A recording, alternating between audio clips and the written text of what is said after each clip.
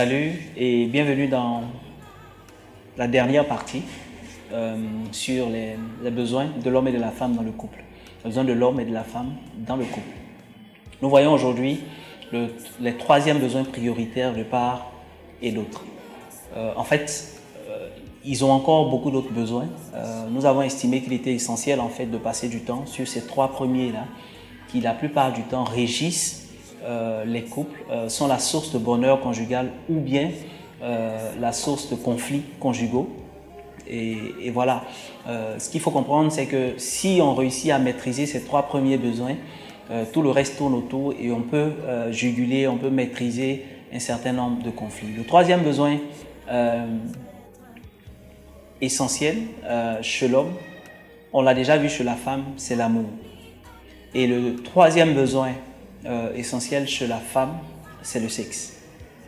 Alors beaucoup de personnes pensent ou estiment à tort ou à travers que la femme n'est pas un être sexué, mais la réalité c'est que c'est un besoin qu'elle a et c'est un besoin essentiel. La seule différence, c'est que l'ordre de priorité est inversé chez l'homme et chez la femme. La femme a d'abord un besoin de sécurité qui a besoin d'être comblé.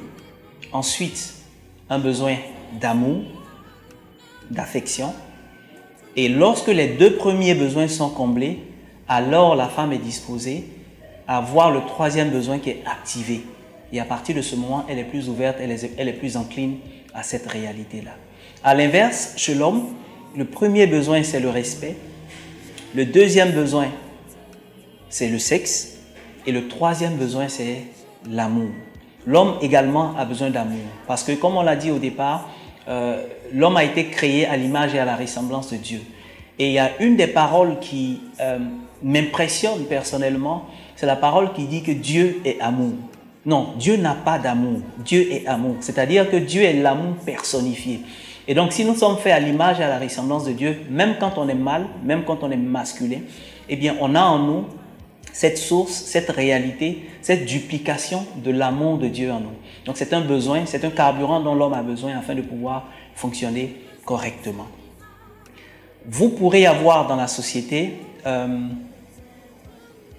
certain nombre de réalités, notamment une femme qui, après l'accouchement, a besoin de 3 à 6 mois afin d'être complètement guérie, cicatrisée de l'accouchement, afin de pouvoir repartir avec son homme. Alors vous pouvez poser la question de savoir, mais dans ce cas, comment l'homme fait?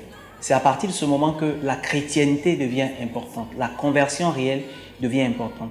Si votre conjoint ne pouvait pas se contenir et ne pouvait pas tenir pendant que vous étiez en train de vous préparer au mariage, 1 mois, 6 mois, 1 an ou 3 ans, comment ferait-il ou comment ferait-elle lorsque vous serez dans le couple et que madame serait malade ou monsieur serait malade? Est-ce qu'il serait capable de se contenir, de vivre dans une certaine continence ou dans une certaine chasteté?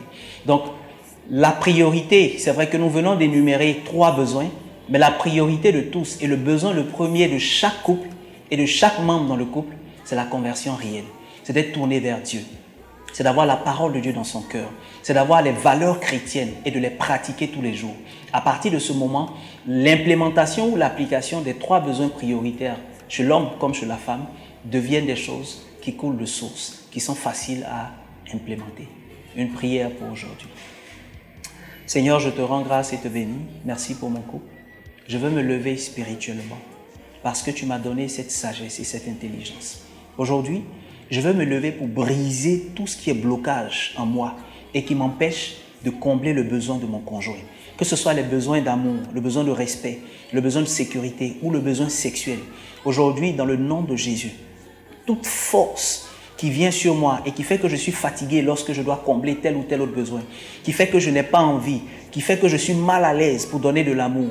Aujourd'hui, dans le nom de Jésus, je lève ces forces-là. Je brise leur impact sur ma vie et je commande une restauration totale de mon couple.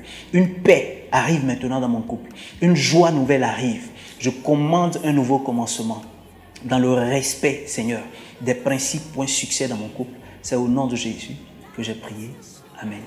Merci pour votre attention et on se retrouve la semaine prochaine pour une nouvelle série. Bye. Montre-nous